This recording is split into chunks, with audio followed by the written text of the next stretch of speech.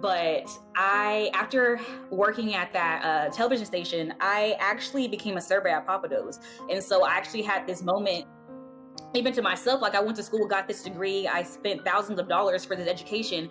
And I was thinking like, man, like, I don't even know if I'll get a return on my investment that I, went through school all those years and now I'm serving. Like Microsoft, like, really reached out to me, but it made a lot of sense because I did revamp my LinkedIn profile for like SEO purposes. And with the role, I said I wanted to be a project manager, and that was one of the roles that they reached out to me with. That interview, she already knew that they were going to pick me, and it was like a 15-minute interview and just getting to know me a little bit more, and the rest was history. It was a very quick process.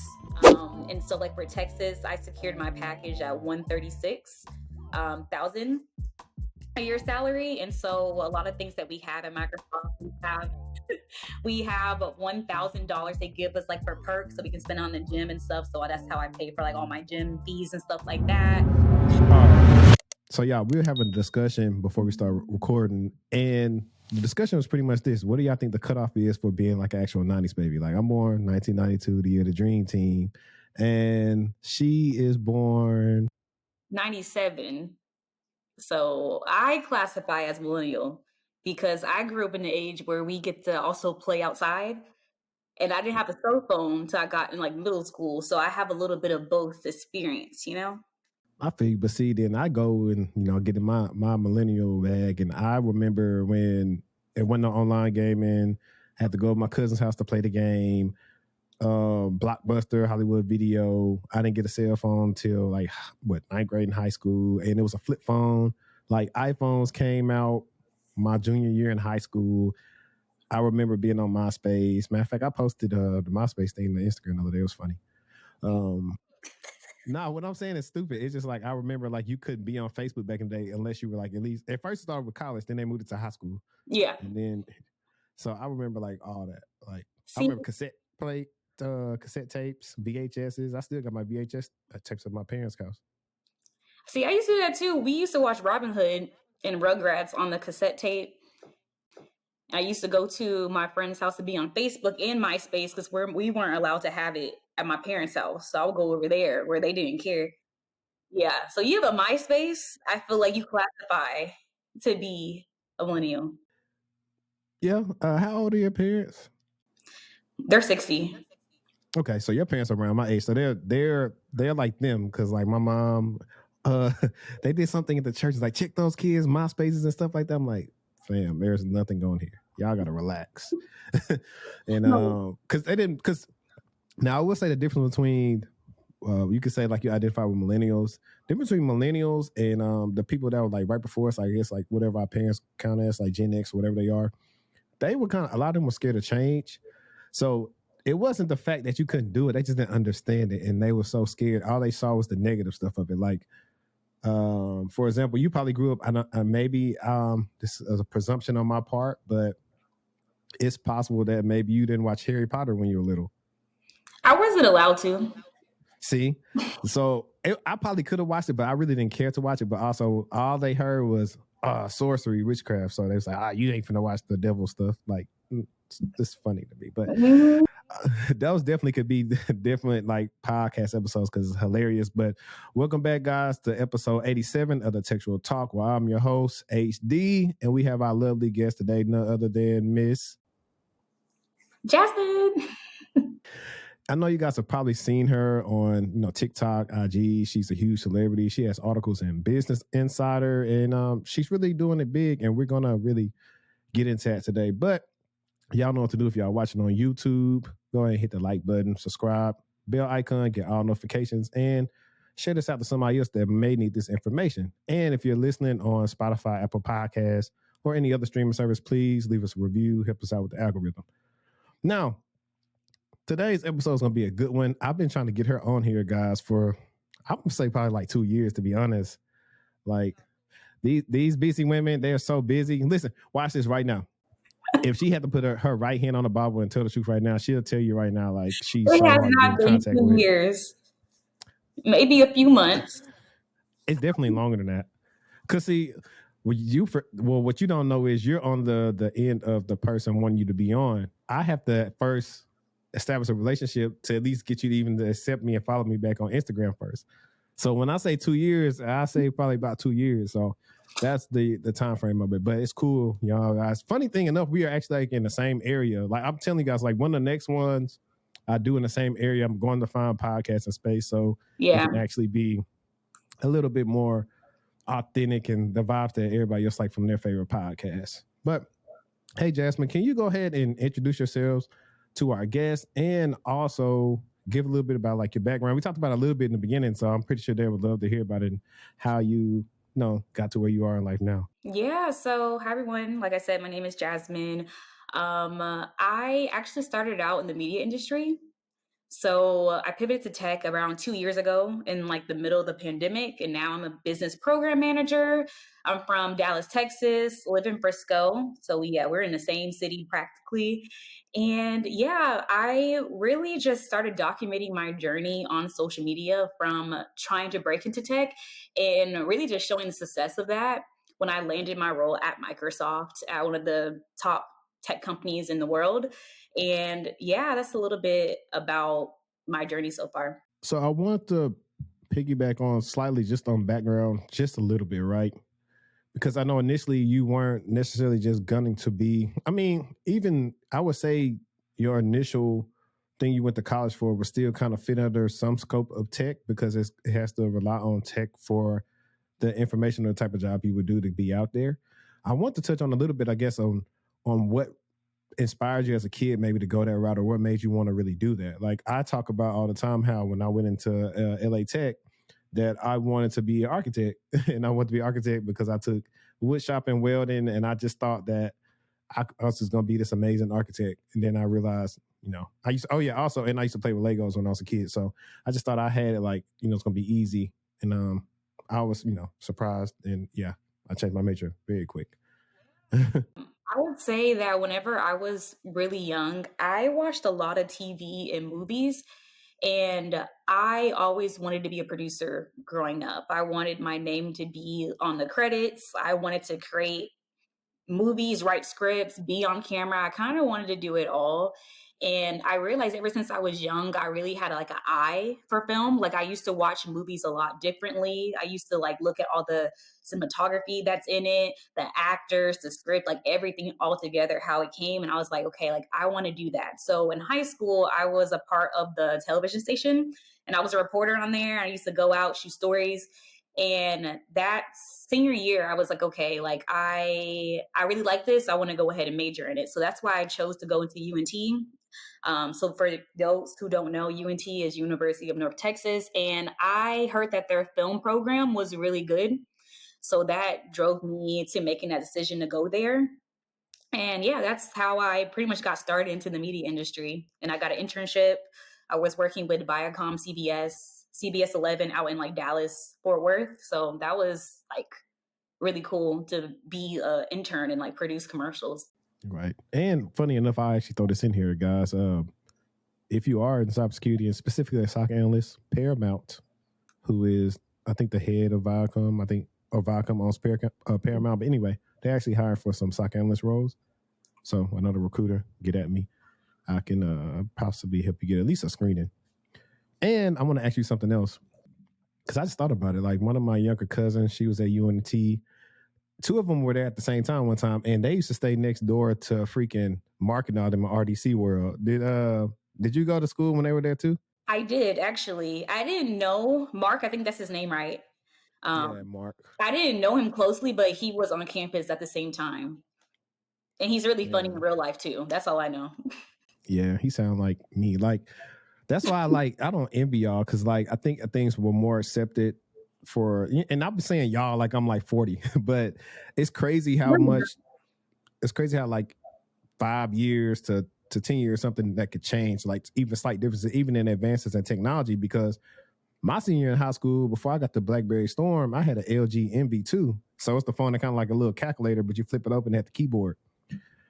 But my friends and I, we were similar like that, like childish like them. Like we was like, dog, like if we had cameras and stuff and Instagram, we could have been doing this because we're still very much so unserious right now, even when the short amount of times that we do talk to each other.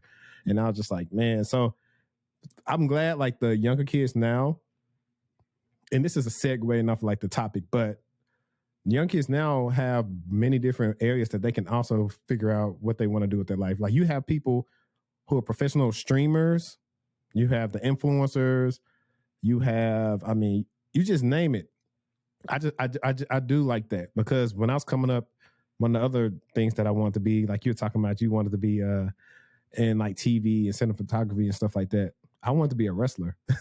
Oh, I very yeah, different. it was years that I didn't miss like Raw on Mondays. I didn't miss SmackDown, sometimes Nitro, but yeah, it was my dad and I used to watch it like all the time. And sometimes I would practice promos or whatever, but it wasn't something that like once I got older, what killed it for me about fifth, sixth grade, once I found out it wasn't real, I think it killed it for me. And I didn't really want to do it anymore. But yeah, but I mean, luckily it's not real, so nobody really get hurt like that. For no, real. they get hurt. No, Oh, they get hurt. Yeah, because that the falls and stuff is not fake. It's just more so something like the punches. yeah. But a lot of stuff how to take the falls and those high flying acts, like, you know, it's not fake. And you know, it was just cool back then. I think that's maybe different. Like I was living in a time where Monday Night Raw was bigger than Monday Night Football. So you was going to school the next day saying, "Hey, did you watch wrestling last night? Did you see what happened with Stone Cold and The Rock and Triple H and Shawn Michaels?" You were saying that. You weren't saying, "Hey, did you see Mahomes throw that touchdown to Travis Kelce?" That's not what we were saying back then. Mm-hmm. So what So made you want to? Other than that, you knew that it wasn't real. What made you want to go into cybersecurity? My question for you. I'm just curious. okay, so I've answered this a lot of times, but before I even knew I wanted to go in cybersecurity, I pivoted to just do something with IT and computers. And in the college of business, they had this little chart that showed the different roles and what your salary could be. So it was based off of one, the money, but two is something I always like. I always been playing video games, technology, breaking things, trying to put it back together. So I knew it wouldn't be something that I would not like to do. And growing up watching movies, I was like the only child until I was 12. I always said, man, when I get older, I want to work from home. I want to be like that dad that got the office. I got a little suitcase or whatever I do if I do got to go in the office, but I have my little office and all the little stuff. So those are things like I manifested a long time ago that I do now. And so like those are some of the things I said, I said, I want to do something that's remote because I can stay anywhere and always do the job and bring value to the company. And I realized like sometimes when you got to go into the office, sometimes they can, you then, hey, or whatever, or I can't go, on this trip with my family because I got to go into the office. Like, so those are some, we can actually get more into that, I guess that bag later once you got to Microsoft and we can talk back and forth on that one. I was going to ask you, how did you enjoy your time at UNT? Because I know people probably are thinking like our episode I did with Day, people just thought like we were just clowning on college, right? And that's not the case. I always tell people I did like this 4-part series where it's called like my cybersecurity career journey, and to where it's like a playlist on my channel. People want to watch it. And I just tell people from the steps from like I started my career and then what I learned in undergrad and grad school. I do tell them, hey, if you do go to undergrad, it's very essential that you network. Networking is probably the biggest reason why you're in undergrad, unless you get an internship. You don't get an internship, you need to build that network out. You never know who's going to be a manager, who's going to work at a certain company. So I don't want people to think that I'm just saying college is trash. What I'm saying is for certain majors, they have not revamped it enough to be beneficial for the price people have to pay to get into school. I feel that if you do it like cybersecurity major, IT major, whatever you want to do, it should be structured like nurses do. You have the 2 years or whatever you do, regular stuff, and then the next 2 years are like clinical things where you actually do some type of rotational program, whether you do it through the school or they partner with companies and you do it like that, where you're actually interning, but you're getting experience. So now when you get out of school, you can be in this workforce and not have to call a person like me and say, hey, I can't find a job. Like I like to help y'all, but at the same time, I just do those things. So that's why a lot of times I tell people, okay, cool. If you're going to go to school for cyber, review the curriculum, review it, and make sure it lines up with the job descriptions. If it does not line up with currently the job descriptions, then you may be wasting your time for that specific school. That's why a lot of people go boot camp route, because it's a little bit more relevant on the skills that people need today in order to get a job. But that's just a little soliloquy I wanted to get out there. how was your experience at UNT? Man, my experience overall, I really enjoyed it because I had the 4 year experience. I went on campus, I lived in the dorms, I was an RA. I was actually really heavily involved, and I feel like that made my experience so good. I feel it would be different if I was just like a loner and like went back to my room all the time. But I got out, I made sure I'll talk about networking a little bit because that's so important. I really like what you said about that because it's so important. Um, but yeah, just being really heavily involved in meeting people. One thing I would say college taught me a lot of lessons as far as networking and making sure you're networking across the board. What was that? Wait, now that's my train of thought. So it's like work networking across the board laterally, which I think is really important. And I didn't realize that to my senior year. And that's when I was looking for internships, which I wish I would have done that like my junior and like sophomore year. But altogether, I thought it was really good. I met a lot of people that I'm still friends with today. I met a lot of people that I actually am working with at Microsoft. Some people that went to my school, they're working with me, different organizations, but it's just really cool to see everyone and people I make connections and relationships back at school. So I would say it was good. I wouldn't trade it for anything. I'm glad I picked that school. Right. Yeah, because I know a lot of people ask me the same things like, would I do it differently?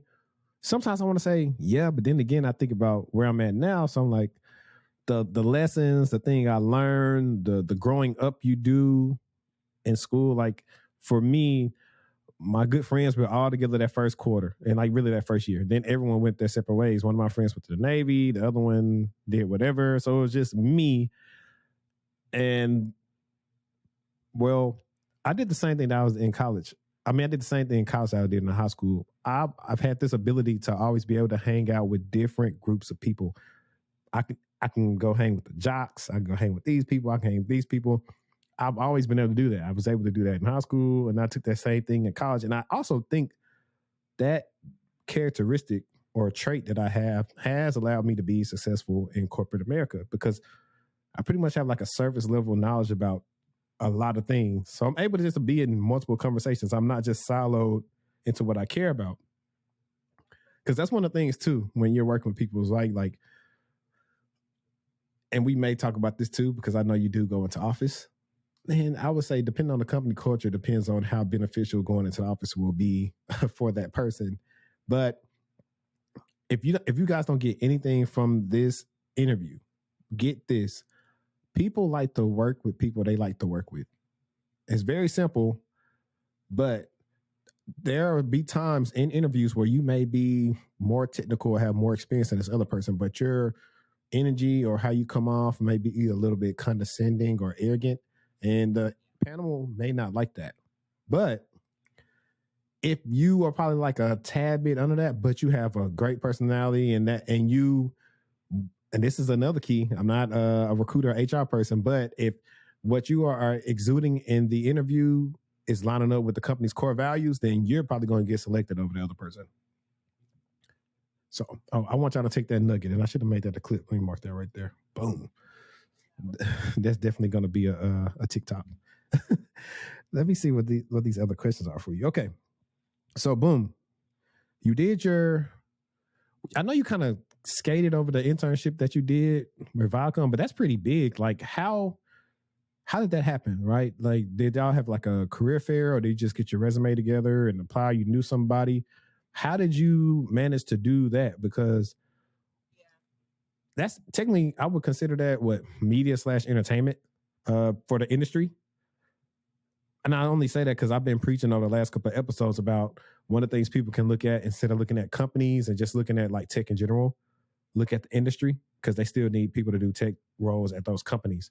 So like, how was that? Because that's a big company. Yeah, actually, it's a little bit of both of the career fair and also knowing someone. So one of my really close friends, she had the internship her junior year, and I didn't know that she was working there like at the time as much, but we grew really close, and she extended the opportunity that she can recommend me. And then I think shortly, like a couple weeks after, there was a career fair, and the very person that was her manager was actually there at the table. And I was being very intentional to have a conversation with him. I actually sat right next to him at the table, and I got his email, his card, everything. And the next day I emailed him, and I actually like double emailed him.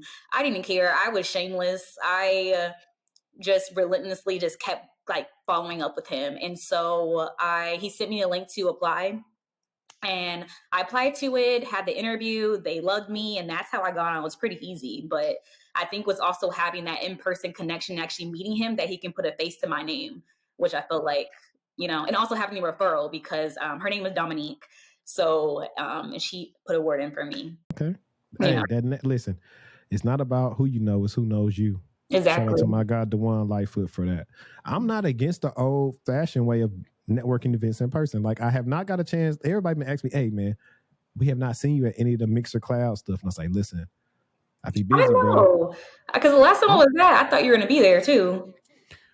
See, so I work a mid shift now, and then sometimes I don't get around to buying a ticket. So I have to figure that out to where I can just go ahead and I'm gonna try to make one of them. I got a busy Monday. Well, not Monday. Oops, I got a busy May. I'll be in Orlando next week. I'll be back in Shreveport the week after that for my brother's graduation. Then I'll be in Connecticut and New York the week after that. So got a busy May. Got a busy May. But I would say, like, for you, just like you got the internship, I've been telling some of my clients too, hey, join those talent communities at those companies. You never know what they're going to send to. Hey, if they got a career fair for the company or something like that, go to it. That's how one of the ways I was able to get my first security job. I went to the career fair, Intel, the guy saw my face, and months passed on. I reached back out, and then he forwarded my stuff to the hiring manager, and he was like, "Oh, when can you start?"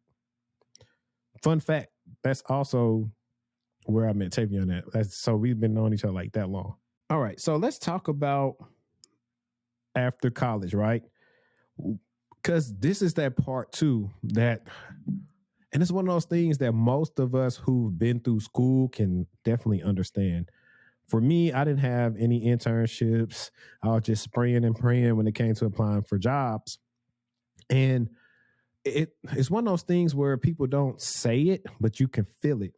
And when you finish school and you don't have, that first big job already secured, you can kind of feel people like, oh, you went to school and this what you doing now? You back doing regular stuff. Like, I finished school and I went back and work at Target. Shout out to Target. But people kind of look at you like, oh, okay, wow, you went to school and you couldn't even find a job. You shouldn't have even went to school anyway. Like, these are the type of things they're never going to say it to you, but you feel it when people are asking you about the school. And instead of putting out, positive energy out for you to actually kind of maybe help you find something, instead they say things like that. So with that being said, what was that transition like? Like, once you graduated, did you have anything lined up, or what were you doing in the meantime before you got your first big girl role? Man, that's such a heavy question. And first, it was very hard. I graduating school, I was still working at CBS, and I was doing that internship. It was like a 4-month internship, so it was like from that May all the way up to like September. Um, and I applied for so many roles, but they told me that I need to move to like Timbuktu, Texas, get some experience, and then come back so I can actually qualify. But after working at that television station, I actually became a server at Pappadeaux. And so I actually had this moment, even to myself, like I went to school, got this degree, I spent thousands of dollars for this education. And I was thinking like, man, like I don't even know if I'll get a return on my investment that I, went through school all those years and now I'm serving, which was fine. I feel like whenever I was a server, it was hard at times, but I definitely had a really positive attitude about it. And I was like, okay, I'll work here to get me, some few dollars so I can really like fund, like, find what I want to in the meantime, qualify for those roles. So I didn't qualify. I didn't want to move anywhere in the country by myself. So my reality was like, I didn't have that job lined up. And the people that were actually, they said stuff to me. So my family, actually, the people closest to me, like my parents, I wouldn't say they looked down on me, but they were definitely questioning like my, I don't know, like work ethic as well. Like if I wasn't trying, because they just thought like it would be like so immediate. Because like back in the day, like I told you, my parents, they're like 60 years old, so it was so easy for them. My mom told me to go hit up Tyler Perry, my grandma. I said, it's not that easy. It's really not that easy. Um, but after working at that television station, I actually became a server at Pappadeaux. And so I actually had this moment even to myself, like I went to school, got this degree, I spent thousands of dollars for this education, and I was thinking, like, man, like I don't even know if I'll get a return on my investment that I, went through school all those years, and now I'm serving, which was fine. I feel like whenever I was a server, it was hard at times, but I definitely had a really positive attitude about it, and I was like, okay, I'll work here to get me, some few dollars, so I can really like fund, like, find what I want to in the meantime. So in the meantime, that's actually how I got connected with Afterland TV, is the startup company that I was working with. So I actually started out as sweat equity. And so if anybody knows what sweat equity is, like you're working, you ain't getting paid nothing. So if the company goes public, then you're good, right? So you guys get, yeah, if you guys get any investments. So he was working on his seed round, the CEO. And so I wasn't making any money at the time until about a year and a half in. That's when we start making salaries, which is good. But at this company, I was a content manager. So I would produce like content for their social media. I did like a lot of like their communication, social media management. I had like 8 hats into one. Anybody that knows about like startup culture, you have like a lot of roles into one. It was a really small team. I was also a manager. I managed people in Ghana, actually. They were video editors. So we were doing projects together. And yeah, I was working there ultimately for 2 years until I actually got laid off February 2021. And so, and that was really hard for me. It was an investor decision. And I was like, okay, like I did all this work. The CEO always told me that everything that you do is not going to be in vain. And I actually truly believe that. I was working on all these products and videos, right? And I was like, okay, I'm just gonna build my portfolio. And that's what I was doing. I was freelancing on the side. I was just grinding. I opened up a marketing agency as well. So I was taking clients. I was adding all that to my portfolio. Everything I would do, email marketing, social media marketing, literally you name it. I was doing anything, I'll do it. I didn't care because I was like that hungry. And then when I got laid off, I was like, okay, like another coming to realization. I'm like, hey, what am I really gonna do? I was really interested in tech. I didn't know how I could really get there, or even with my experience. But I definitely, man, like I still woke up every day like I had a job. I would get up at 8 a.m. and I would apply to jobs like crazy. I revamped my LinkedIn, which I can talk about that a little bit later. Revamped my LinkedIn. I was reaching out to people left and right, like, hey, you got 15 minutes to have, like a little informational session, connecting with people laterally, people like my same age group. I was connecting with people like sponsor level in a company. I was just reaching out to everybody, just to like, network and everything like that. So that's my little story with, getting to the point that I am now was really hard. I went through post grad depression, which was really, really. Yes, no, I went through it really bad, okay? Because I did at a time, like I put my identity in my self-worth into like having a job or having like the big girl job, and me making it on my own at the time. Yeah, most definitely. And let me ask you this: are you a first generation graduate? I'm not. My mom, she went to Baylor and she graduated, so she's an RN. Okay. Mhm. And I say that because this is here's the difference. It's like now for me, I'm a first generation graduate, and a lot of times, and for a lot of Black people, a lot of us are the first gen. So there is some type of, I don't want to call it a barrier, maybe not an understanding of our parents who didn't do corporate type of work. Like I come from a blue collar background, which is why I don't know why that woman, well, the mindset of Ebony Williams saying she wouldn't date a bus driver is the reason why it's bad. It's not really about what they're doing. It's more so like you kind of, she said it. She feel like they're lower than them because they don't have a fancy title. And that is one of the ways that no matter what you acclaim is why you could possibly never find anyone. It's one of the reasons why, and maybe this is why some people think I'm like misogynistic, which I'm not. I'm like a girl dad and I love women. Like I always protect them whenever I'm out. But that's one of the reasons why men typically date better than women, because we don't look at, you know what I'm saying? If you were working at like a cashier or something, I say, oh, she's a cute girl. I'm like, whatever I do now, right now, I wouldn't say I'm not going to talk to her because she's a cashier, because I don't care about that. 9 times out of 10, she has other skills that she could do. This is where she's at in life. But that's not what this podcast is about. It's about the fact that things change within their time and our time. Back in the day, if you're doing a retail job, you can go talk to the manager or whatever. You can walk in there and get a job. Nobody's emailing resumes out now. I mean, not mailing resumes out. That's where the trend of having. Also, if you got your address on your resume, please take it off. You don't need it no more. Like, we're not mailing those things in. Strictly email. But now it's so competitive to get a job is very different. Or they'll try to tell you to just, you need to show some company loyalty. Stay there for a while. No, not. When I stay there for a while, they're going to mess around and lay me off. I'm looking out for my best self-interest like they're looking out for theirs. It's so much stuff. It's so much advice that they don't have on how to help you out.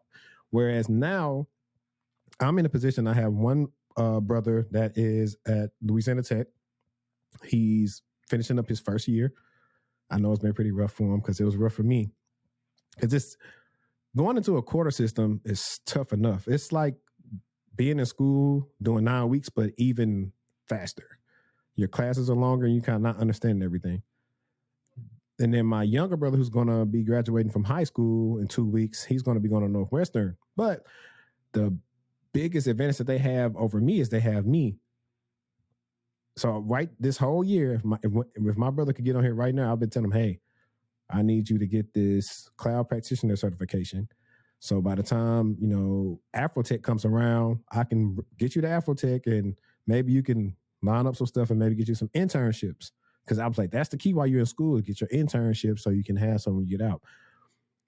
A lot of times we don't have good advice when we're in school.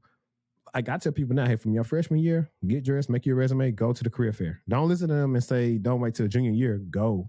You never know who you're going to meet. And if you do good enough for your internship, they'll want you to come back summer after summer after summer. And by the time you got enough experience where you can go work anywhere. So it's just one of those things and where people are not being uplifting or wanting to see you fail and saying, you spent, like you said, you spent all that money on school and look at you. But not knowing, and RIP to the Godfather, he used to work at Pappadeaux too. You learned a lot of intrinsic skills from serving at Pappadeaux. Skills that are actually benefiting you now at work. Oops. I may leave that in because that was funny. But so that's the thing too. Like people don't understand, like there's no reason to look down on like certain roles or anything because it doesn't matter at the end of the day. If they snatch your title away from you, now what? Because like you said, a lot of people put their identity into what they are. Like, yes, I love cybersecurity and all that stuff, but it's just a title. That's not who I like really am or like what my values are.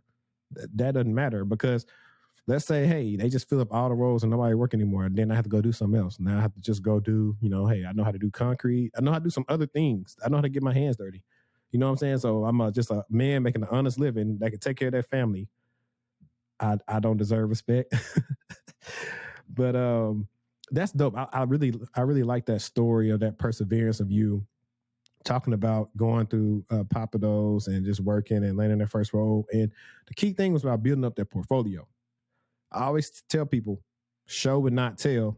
You can tell them on the application, you know how to do all this stuff. But if they don't see it on the resume, it don't matter. But the fact that you got a portfolio that you can speak to and you probably were starting, like you were networking, probably talking about stuff on LinkedIn, that's one of the things that helped you get this new role that you have. Yeah, it really did because I had my portfolio linked on my LinkedIn. And so the hiring manager actually saw my portfolio. And there was one video that I did when I was working Sweat Equity. That was the video that they were looking for, the type of content that they wanted to make. And so that actually, like, thank God for that because that's essentially what got me here too. Right. So let me get Future real quick. Sensational. All right. So check this out. Now you leave. I mean, okay, you got laid off from Afroland and now you've been just freelancing and doing all. I think you did you go back to Pappadeaux after you like got laid off while you were freelancing?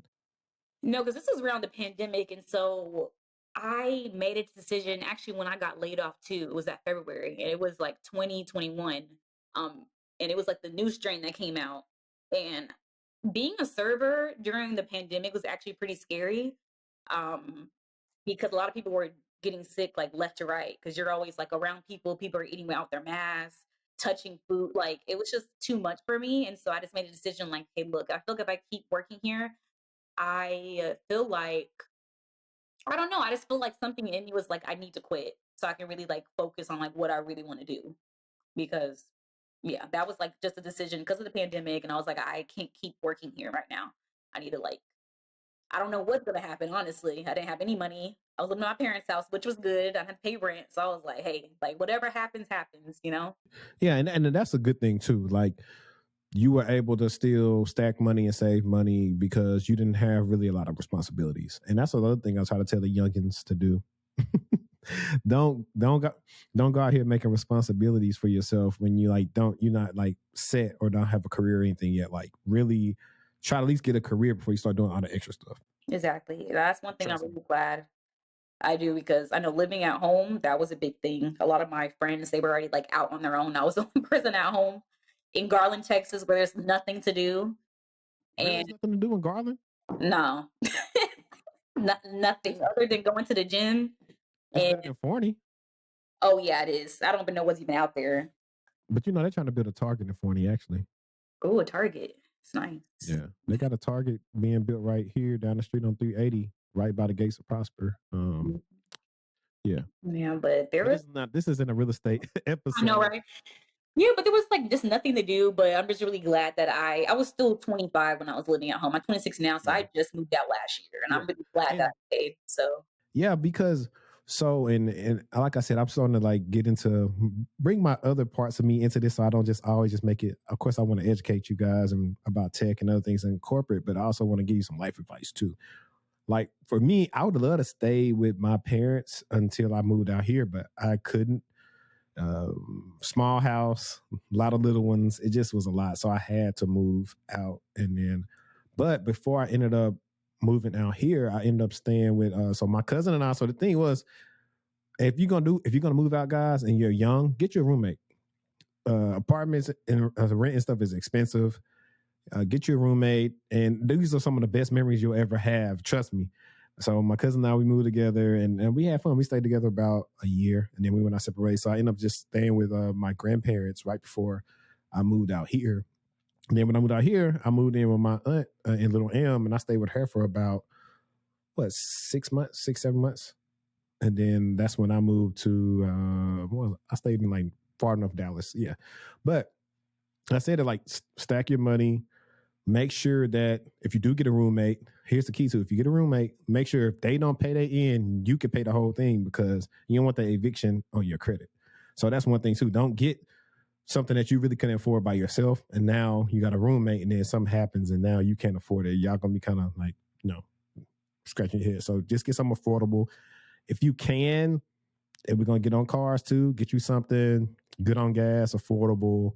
That's not costing you too much money. For me, I shouldn't have got the car yet, but I was wanted it, bro. I just wanted it. I always talk about my Mustang. I got in a bad wreck at the beginning of 2015. So in February, I had that fresh 2015 GT Mustang, and I love that car, but it just drank gas. But you wanted to get like I did used to get like pissed off from like young people asking me like, especially when I still was like playing drums at church, something like that. Like I had a full time job at this time, and little dudes asking me, "Hey, yo, how much that note is or something like that?" And I just say, if you have to ask me how much my note is, you cannot afford the car. hmm. No, I mean that's real. I think that's really good. That's good advice, though. I have a Honda Civic, very economy car. I wanted a Tesla back in the day, but I was like, no, I'm gonna get I'm a Honda Civic right now. So Enough, I went through after the Mustang. I had my Nissan Maxima, which I really loved, but it freaking got stole. So that's why I said I'll probably never get a Nissan again because they're easy to get stole. And after that, I got I had a 2018 Accord, and I love that one, but it's so low. But I love the car; it was so low. But I ended up a couple of months ago, I ended up getting a Honda CRV, the hybrid. So I like the new body style, and it actually makes me want to get an electric vehicle whenever I get a house, so I can just plug it up because I will save some on gas. So It's just dope. This section is probably gonna be called like life advice from me. Now, let's get into the moment people have been waiting for. So now you're in the midst of this transitional phase in 2021, and you, based on I read your Business Insider interview.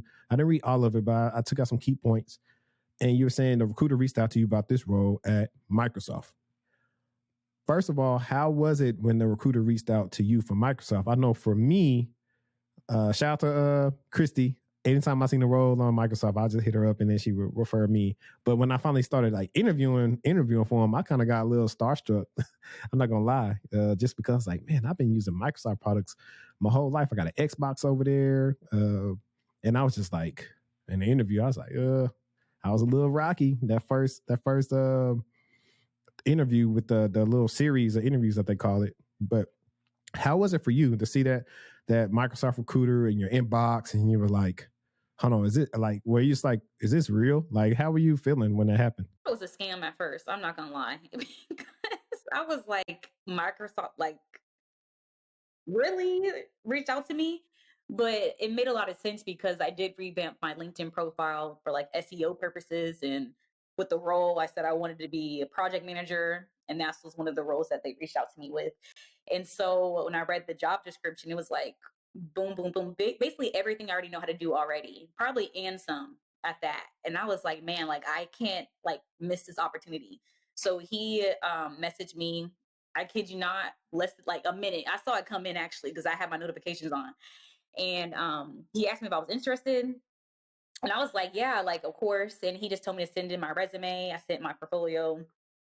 And yeah, very quickly. The process was really, really quick. It only was 3 weeks. I had 3 interviews, one being with the recruiter on the phone. And so this role at first was for a contract role. So it was like 18-month contract. And the interview on the phone went really, really well. It checked up a lot of boxes. We discussed even salary on the first call. And then second call I got with my hiring manager. And so I really love this interview. It's like one of my favorite interviews I actually ever had, ever since like, I got out of college and I was interviewing for companies. It really felt like a conversation. That's what I really liked about it. And so I did my research on the hiring manager. I actually looked her up on LinkedIn, see who she was. I looked her up on Facebook. So Jack, if you're watching this, I looked her up and everything. So I knew like what to say, what commonalities there were. I don't know that even know that's a word, but yeah, okay, good. And yeah, just so we have like some things to talk about because my goal was to be memorable in that interview, and really just showcase a little bit more of my personality. And I feel like I did that perfectly.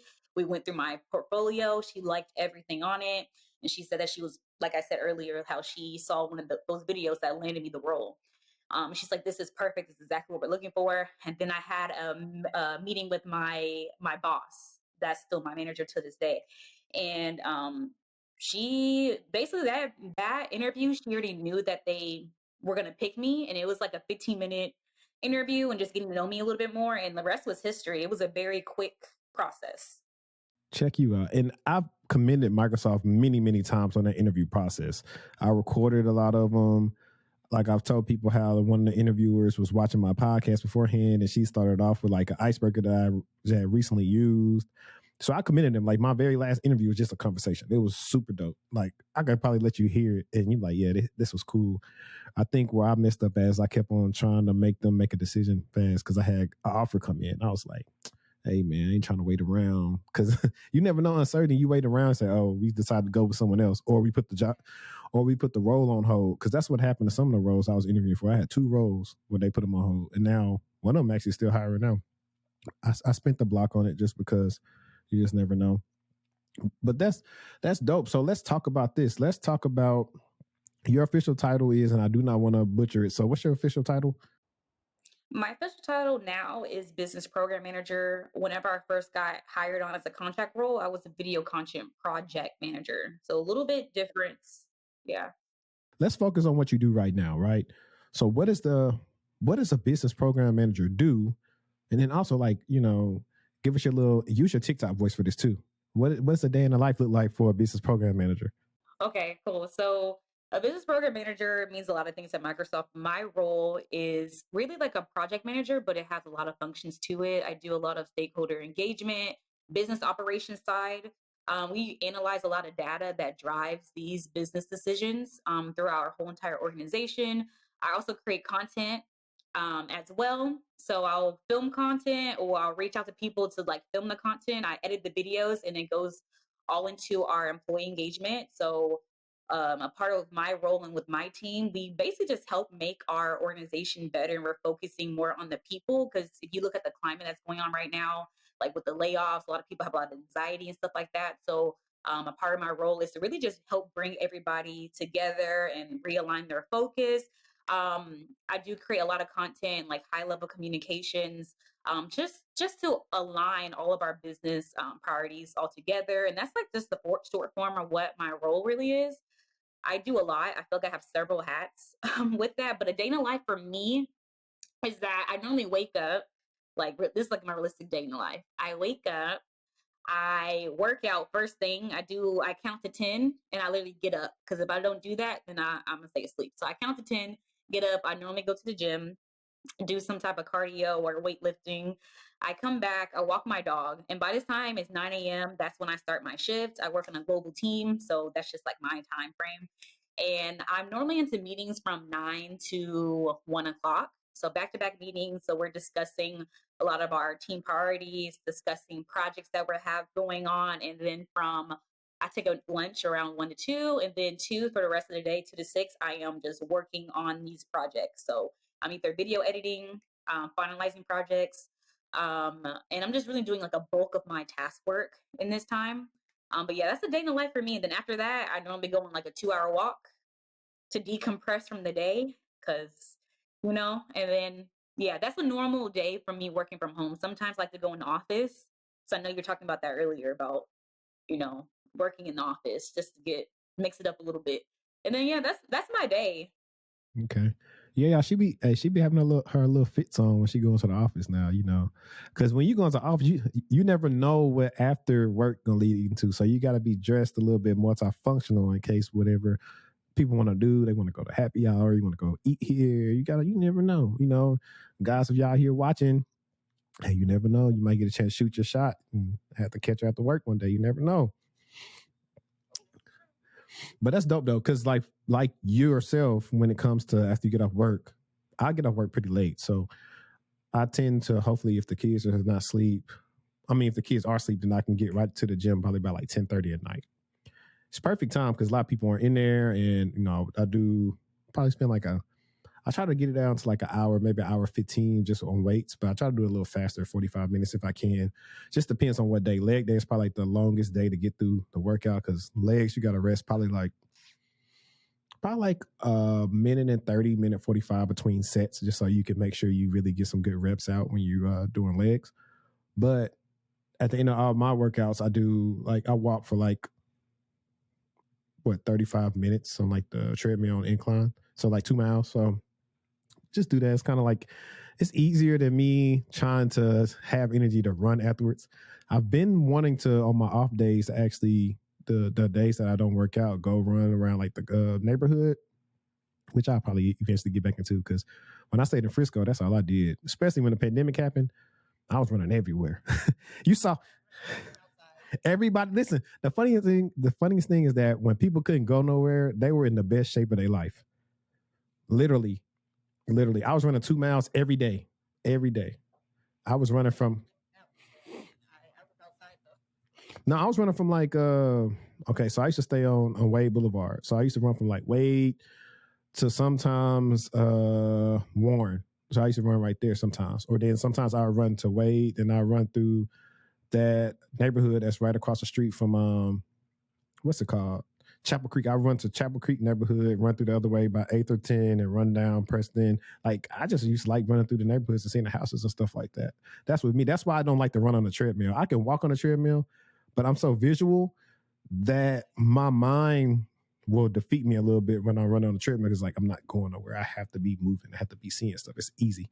I used to like either listen to upbeat music while I was running or sometimes I just called some people on the phone and ran. They wouldn't even feel like I was running as long. So That's dope because that's the one of the things I like to talk about too when it comes to whatever you're working at, whatever type of job you do in tech, where it's a lot of sitting, is staying in shape. That's like super hard.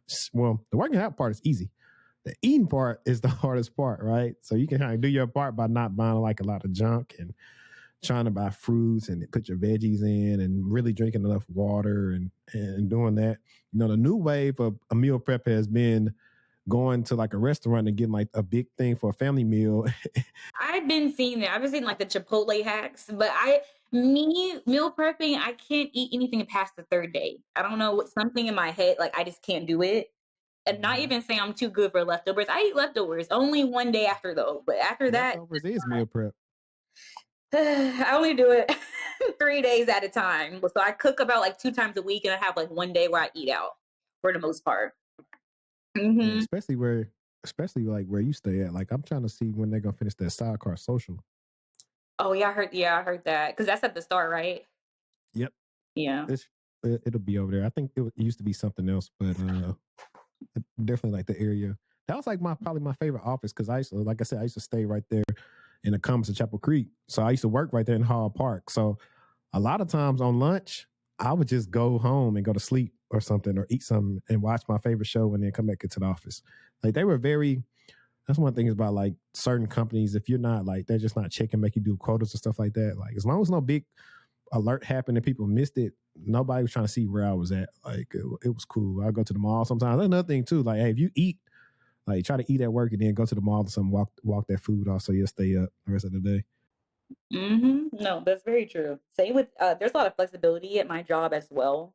You know, if you have to go to a doctor's appointment, you can take that. I just feel like as long as you really get your work done, and you really, I do try to work my core hours. I do. I actually be at work, but occasionally, you have a little appointment or something. You just, hey, I'm gonna be out for a little bit. Um, To your nail appointment. I ain't gonna lie. Listen, I used to sometimes shoot for my lunch. It'll be time. I'll go get a massage sometimes. Massaging. So I get that 90 Just minutes try that. sometimes. Sometimes I work out during my lunch break. If I because I'm a morning person, I know you say you be working at like 10 o'clock. I don't know how to do that. I feel like I mentally like shut down if I try to work out at night. But if I don't do it in the morning, I do it during my lunch. I actually like that too. Yeah. It depends on what's going on at the house. If I can, unless I got to run an errand, if I can get out and go work out. So I may try to like start splitting them up to where like I'll work out in the morning and do my cardio and see how that goes. If that gives me a little bit more time. But can you tell us about and maybe just be like let's do this like the first challenging maybe project you had to work on, and you don't have to give us any particulars, right? But at a high level, how was that? Like, how did you navigate that? How once it was completed made you feel to be like, you know, or let me rephrase it. Let me go back. Working at your company now, when in the beginning, did you feel any type of imposter syndrome? Yeah, of course I did. On my team, like I said, I work in a global team. So I met my team one time before, but before that, I was working with them for a whole entire year. Everybody was way older than me. Everybody's like in their like 30s, 40s, 50s. I'm the only person, I was like 25, 24 when I first started at Microsoft. So, and also that I was the only Black woman on my team. And across my organization, there's a handful of us. So I did feel at times very like, like the imposter syndrome. But what really just helped me combat that is just realizing that I do bring a lot of value. I am very qualified to get here, regardless of my age, regardless of what I look like. Um, and I just had to really just think about that truth a lot. And it helped me to overcome that, helped me to overcome like speaking out more. Cause I used to be that person on meetings where I used to hold back. I didn't really say anything as much. I used to just listen in meetings all the time, but I realized over time that wasn't helping me. And they actually want to hear you contribute. So I just start observing everybody else, and everybody just speaks their mind. I used to think like, oh my gosh, they're so smart because they just like talk and everything sounds so cool and technical. And I just one day I was like, you know what, I'm just gonna start talking, and they did. And people are, oh, I really like that. Like I'm like, okay, like I didn't even realize how much value I really brought at the time. So, and also too, having sponsors that look like me at Microsoft helped as well. Having mentors that also look like me helped me. Yeah, definitely. And I know for me, when they used to come to me speaking up in the meetings and stuff like that, it used to get to the point where my manager was like, anybody but Henri speak. Because it's been like our handoffs. Like I would have all these things to say or these ideas. And believe it or not, that is one of the ways you show value. It's one of the things that I talk about in my adventure cybersecurity career course that I did for LinkedIn Learning is being visible, right? So now you're on meetings. You never know who's going to be attending the meeting. So the fact that you came in and you said something very valuable in the meeting, you never know who heard it, who's going to report on it, who's going to tell who about. Like these things contribute to you getting your bonus the next year or your end of year bonus, however it's structured. And so some people just think just going to work and the term is quiet quitting. So it's really just doing your job, just coming and not giving anything else will help them. I mean, it may help you keep your job, but if you want to get things like a good bonus or all these other things, you got to put out a little bit more effort. That's pretty much it. Especially if you have a role like yourself, as probably like either client facing or I don't know how many different like departments and lines of business that you guys have to interact with, you know, at Microsoft. Those are one of the things you just never know, and potentially can help you. You know, if you don't finish your career at Microsoft somewhere else, somebody works somewhere and they remember working with you, and they just remember how you carry yourself. Who knows? Like those are definitely things that help out. So I know that that's the way you got over imposter syndrome.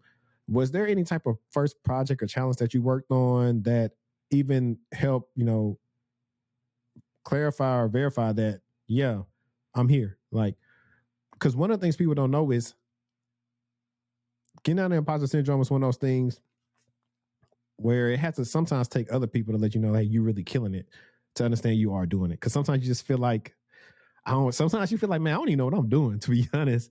And when the other person comes through that's been there for a while, I say, man, you're doing great. You're doing better than everybody else, or whatever you're doing. Like, you know, you really did that. Those are the things that really stick out sometimes and really help you in the long run of saying, all right, I'm cool. I belong here. Do you have a project like that? Yeah, so I ran a project for Black History Month because I work closely with our DNI. And for this event I was planning was for, it's called Raising the Next Generation of Diverse and Inclusive Leaders. And really just promoting Black mentorship and Black leadership across the board. And I was responsible for planning the whole event. And also, too, I was a moderator and an interviewer on the event, which um, before coming to Microsoft, I always struggled to kind of speak. And like I said, like I used to be really quiet in meetings, so this was like one of my first challenges. But it went by really really well. The conversation, it was very conversational during the meeting. This meeting was promoted across BAM, which is Blacks at Microsoft. It's our ERG employee resource group, and it also was partnered with my organization. So it was very high level, and I knew that a lot of people were going to be on the meeting. So but overall, it went really, really well. The person that I got on the meeting, her name is Tiernan, and she's actually my mentor. And I actually met with her just like through networking on LinkedIn and just pinging her. And we used to just meet literally like bi-monthly, and we developed a good relationship with each other. And so the meeting that I threw for raising the next generation of diverse and inclusive leaders, it was like embodied that through the relationship I had with her. So overall, it went really well, and it really just reassured me how well I was doing. A lot of my teammates, they watched it, they were there, they encouraged me, they actually pinged me on the side, like, hey, like I did amazing. You should speak more. You should talk more. You need to do more stuff like this. And I was like really blown away. I was like, man, like I really do need to do that. Like I started to trust myself a lot more at work. That's good. I've always talked about one of the ways I tell people if they want to help themselves with like public speaking or speaking better is, hey, start making content, start a channel, whatever you want to do, just start speaking more.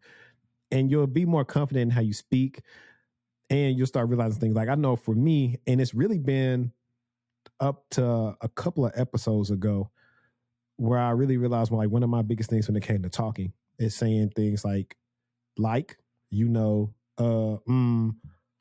those things were so hard for me to get past. So now what people see me do, I'm talking slower than I normally talk because a lot of times I'm processing faster than what I can come out of my mouth. And that's why I go, or whatever. Or it's okay just to pause. And what that does with your audience is it tends to make them believe you are more of a subject matter expert than if you're saying like or a lot. I know it can be hard. Trust me, for me, the fact that I would say, I would say it so much I didn't even know I was saying. I would go back and listen to it. I say, man, I say so much. How can I do that? So I would just watch different videos on how to critique myself and how to get better and talk better, because those are things sometimes people look for. Like I just said like now, but you can use like in a way that's not a filler word. I'll just put it like that. Yeah. Man, I feel like I'm in Toastmasters right now. I actually am in Toastmasters. That helped me. So everything you're saying is so true.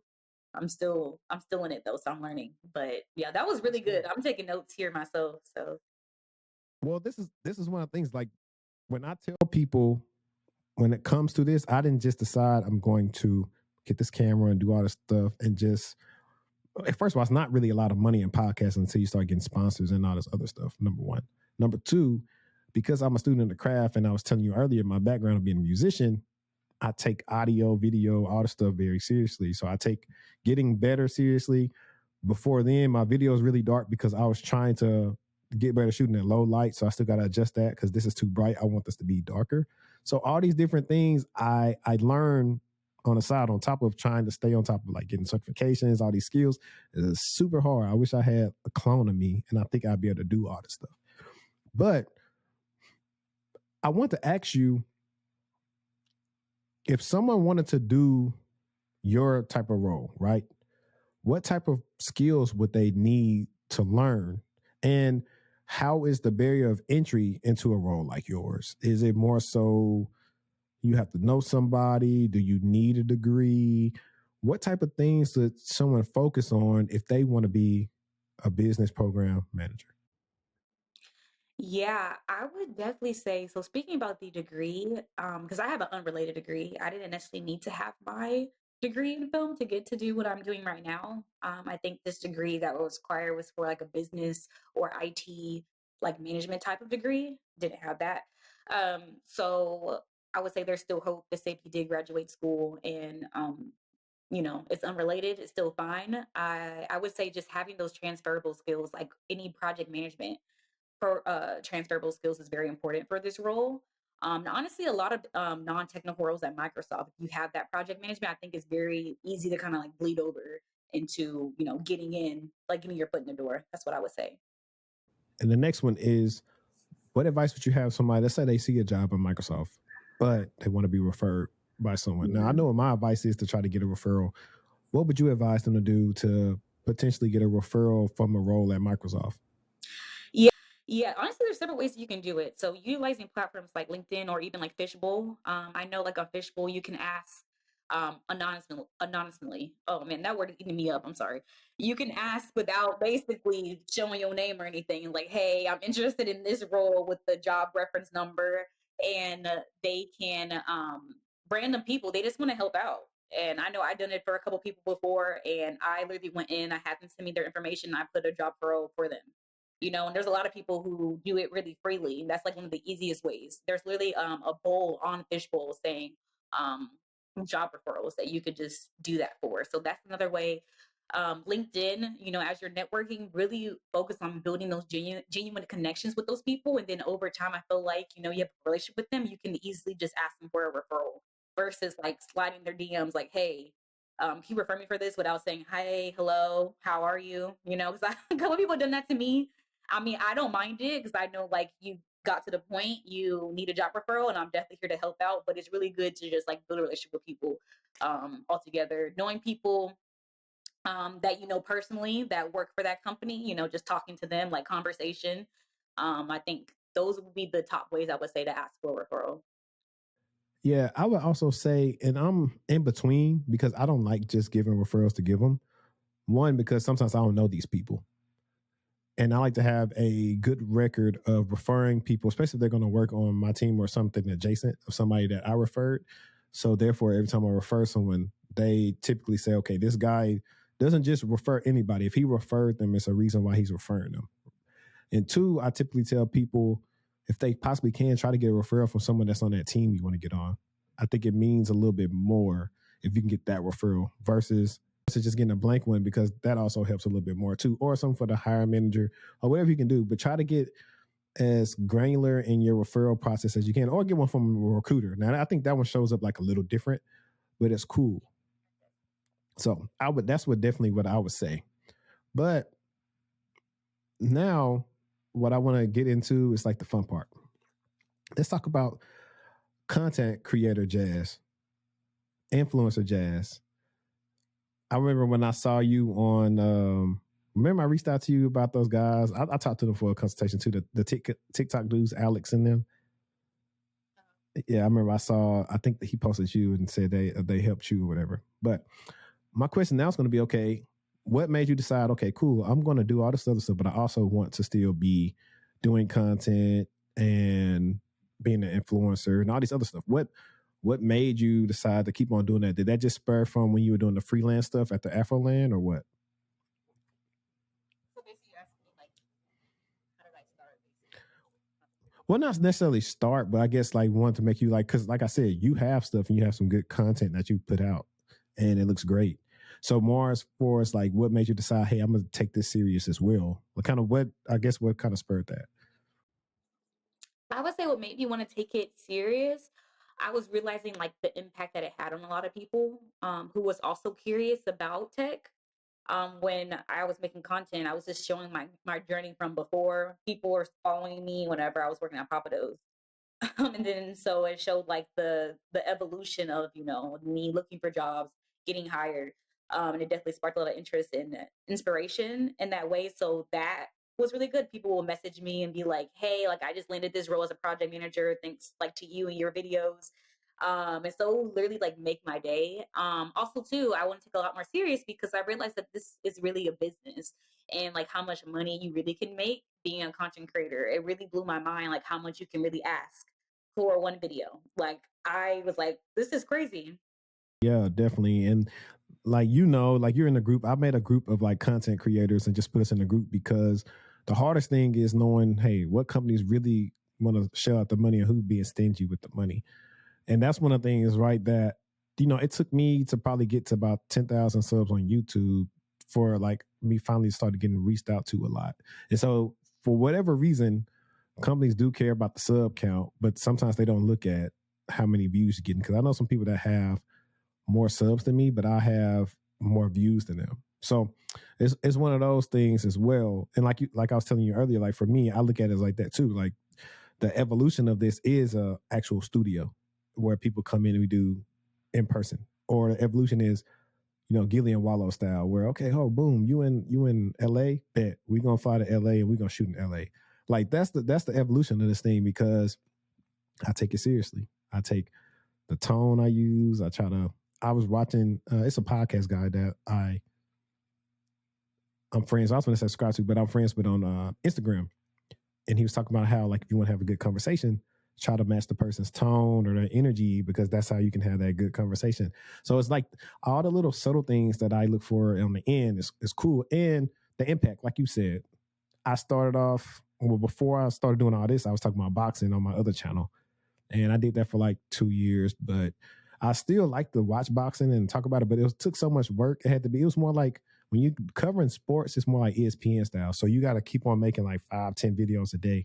I didn't have time for that because I worked a full-time job and it's just hard to always talk about all these different boxers and make it look good. So, and it was just competing with too many people, especially a lot of times their content wasn't even better than mine.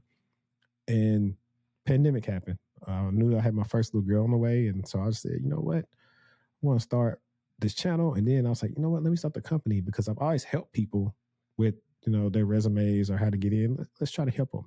And that's kind of how I married and merged the two. So it's like people reach out or ask me stuff on TikTok all the time. And I say, hey, just check out the channel. I have so much free value or free game on here where I've had people message me plenty of times. Like you said, hey, I just landed something watching your videos. Thanks. All this stuff. Like for me, I tell people all the time, I'm probably like a horrible salesman because I really don't sell like my product or anything. I typically will say, hey, well, check all this stuff out. Because one, I want to give you some value first. So that way, if you find me valuable, then you'll probably come back and do business with me anyway, versus just do this and that. Because there are some horror stories that comes with like career coaching and all that different stuff. And shout out to my girl Tiara Swain. I think that's a video we're gonna do pretty soon. The show, like people always talk about the successes. Hey, I got my client this and that, but we want to talk about some of the things that people don't see when it comes to like having clients and working with them. I think it's pretty interesting. Now, for you, I've been talking this whole time, and I'm just like, why is Jasmine not consistently on YouTube? And I'm just like, I was like, YouTube is the, and I'm biased, but for sure I know this to be true. YouTube is the best content creating platform because it's, I mean, of course they got shorts, but long form is still the best because of companies like to put more money towards long form video, and your audience tends to build a deeper relationship with you on long form content versus 60 seconds or 3 minutes. Like I just, that's just what it is. People been with me since I was recording on the Google Pixel.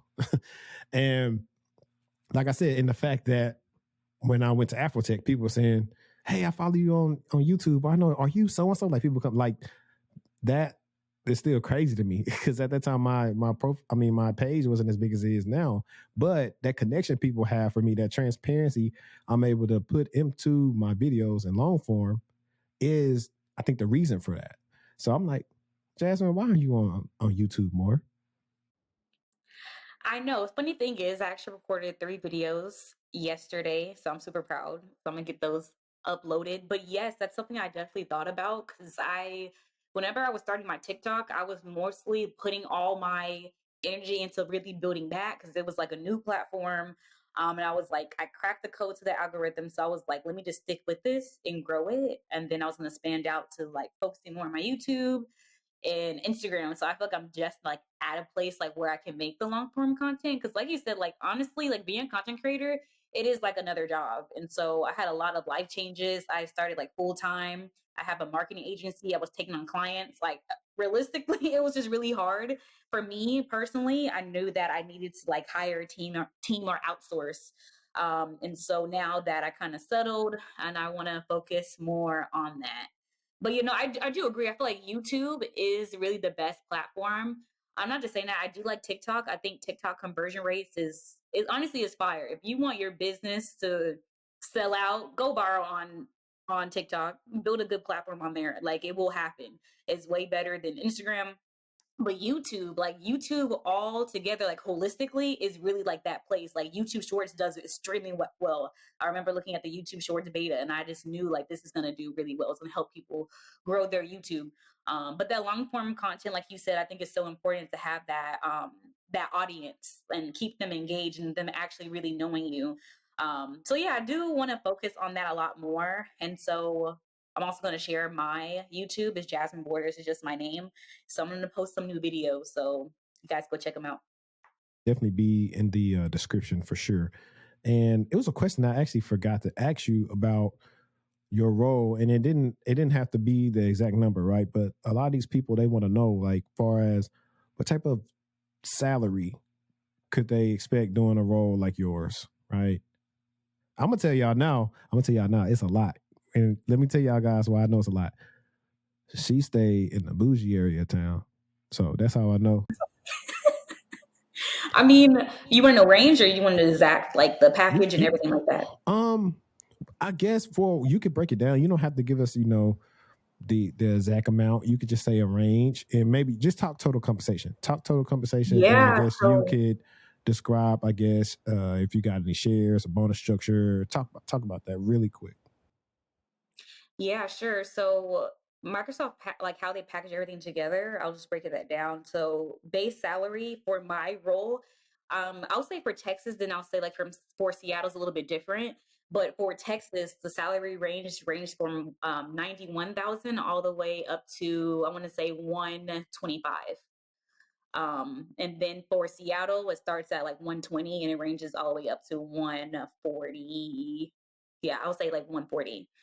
And so like for Texas, I secured my package at 136 thousand a year salary. And so a lot of things that we have at Microsoft, we have $1,000 they give us like for perks so we can spend on the gym and stuff. So that's how I pay for like all my gym fees and stuff like that. Healthcare is really good as well with stocks. Honestly, I can't even tell you the exact number of stocks. I think it's $10,000 in stocks that's vesting. Um, uh, but yeah, there is a lot. I did not get a sign on bonus. So if anybody's curious about that, I asked for one. I didn't get it. But whenever I first negotiated my salary, they gave me 90,000. At first, they were quoting me 90,000. But I just knew in Texas, inflation and also with my experience, I asked for more. And so I started out when I got my full time, I started out right at 100, and I just got bonuses and grew from there. So Nope, I'm glad you did that. Never take the first offer. Never take the first offer.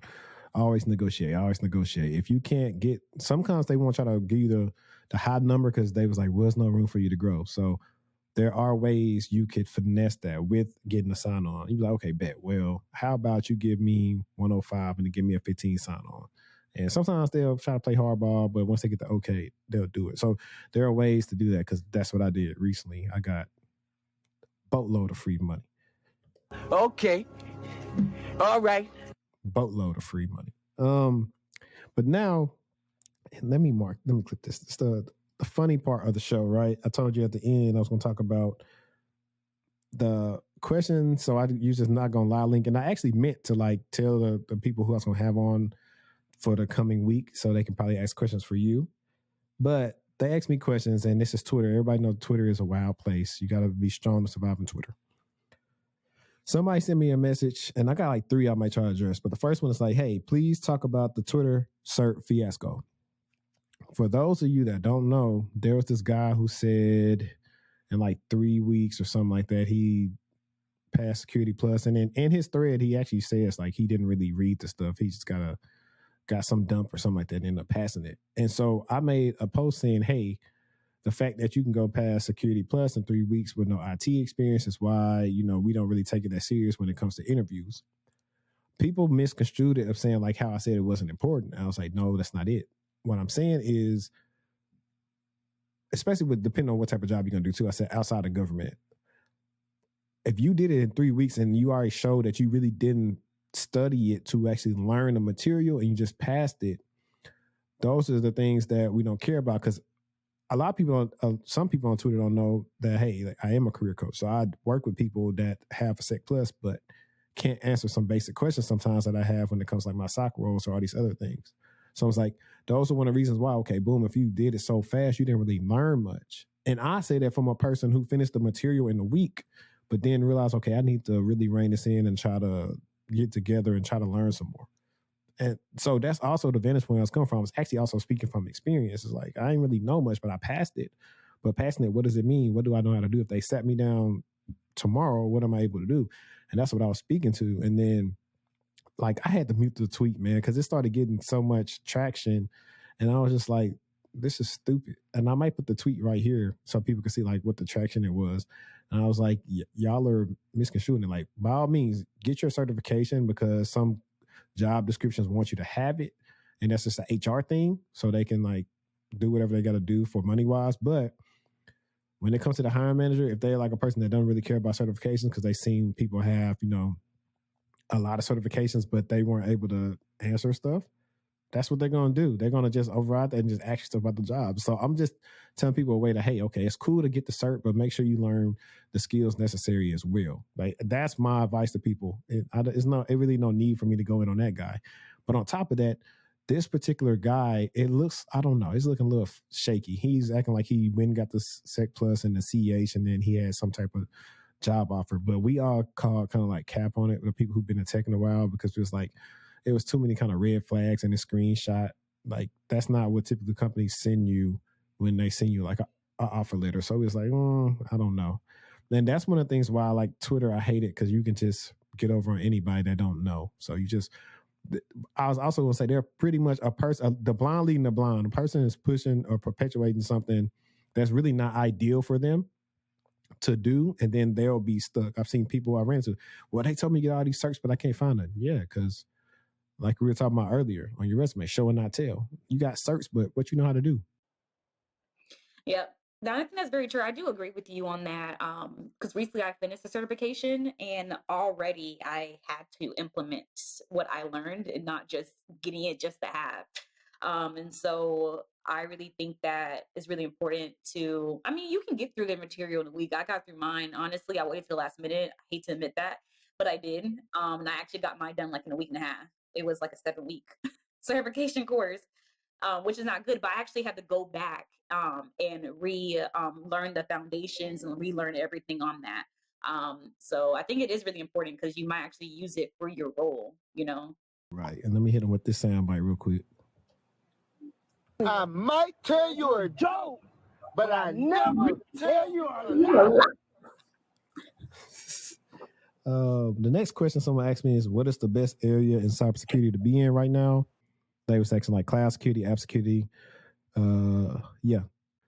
I would say, honestly, I would probably say any area right now, just because it's cybersecurity. Like even the non-technical cybersecurity roles are still being hired for like a lot of different things. And I would also say just look into the niches of what you want to do when it comes to some of those roles in cybersecurity. Look at some of the booming industries: AI, machine learning, IoT, OT, autonomous vehicles, smart cities, like all those different things. Look into those and see if you can actually niche down into those and some more, and you'll probably be prosperous. Also look into like something like Web3 and look into that as well.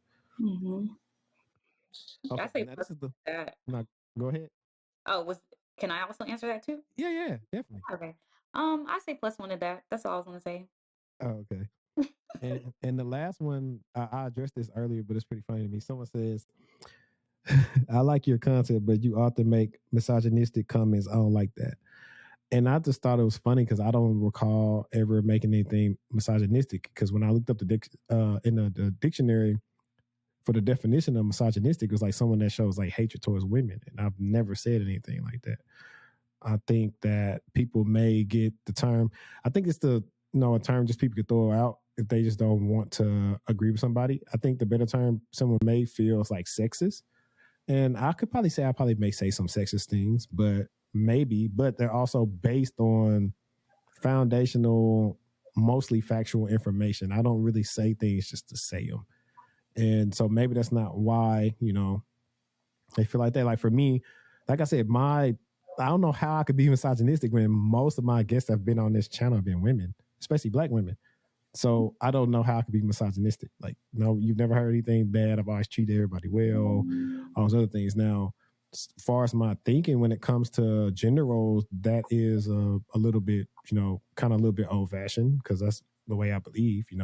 I know most men would prefer to, provide for their wife and kids, and they would prefer, hopefully, that they could provide for them to where like maybe both people didn't have to work, or maybe at least at the time the babies are small, the wife doesn't have to work, and they could just roll the ship, and then the woman can go back to work and do all the other stuff. Because it's a lot, man. That's a lot. Kids come, and then everything moves fast. You don't want to miss all that with the kids.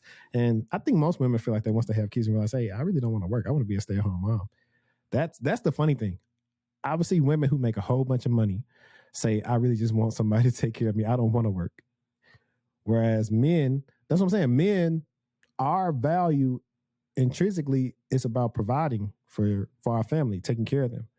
Most men aren't online saying, I make a lot of money, but I don't want to work. We want to work. We inside, we get something from that. We get, for me, making myself be in whatever percentile of men and being able to take care of the family and do all these other things, I get something from that. It's not like an ego thing, but that's just one of the things about being a man. Even the smallest, shoot, I know how to get the jars open on the peanut butter that you can't do. Like, men need to be needed. Put it like that. Men need to be needed. If we are not needed in the relationship, we will not need you. Yeah, I agree. I feel like with men and women, we have different values. And so I feel like you really hit on the nail with that. Because I feel like as women, we're looking for a man that's going to be a provider, but also in every single area. So like leadership, leading someone spiritually, leading them also, helping out the family financially. Honestly, every single area, like emotionally. So those are, yeah. Some women have not been around men in their life, so they really don't know what that means. Because sometimes the things they think they want is not what they want from men. Because no woman want to complain in men that's complaining all the time. So that's why most men aren't like most men. If we complain, it's gonna be something big. It's not every little thing that nag about. A woman's job is to nag all the time. That's what they do. They nag. That's how they get their way. Why'd you leave your socks down or this or that?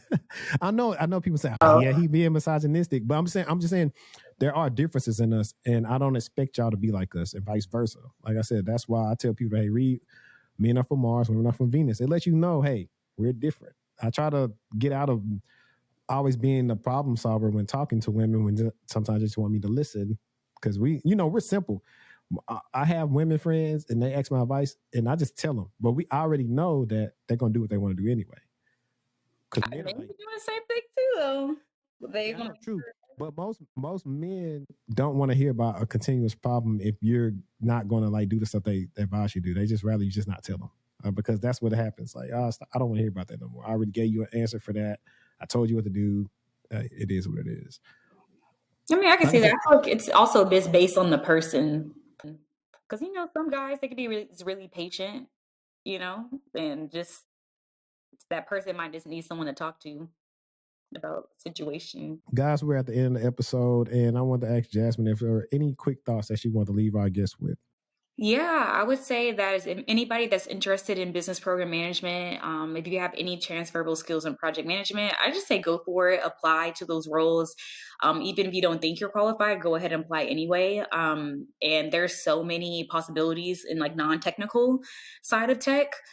Which I love to tell people about. And also make sure to check out my Business Insider article. It's going to be in the description below. Check out my YouTube. Check out my TikTok at @JazTheCreative_, which is my main platform. And also my Instagram, Jasmine Borders. But thank you so much for watching. Yeah, man, y'all already know what to do. Please hit that like button again. Share it out. Leave comments on Apple Podcasts, Spotify. You name it. Join the Patreon. Also, if you do need some cybersecurity career help, go ahead and book a consultation with me. Like I said, I'm working on that financing for y'all so y'all can really just service anybody. And until next time, like I always say, let's stay textual and we out.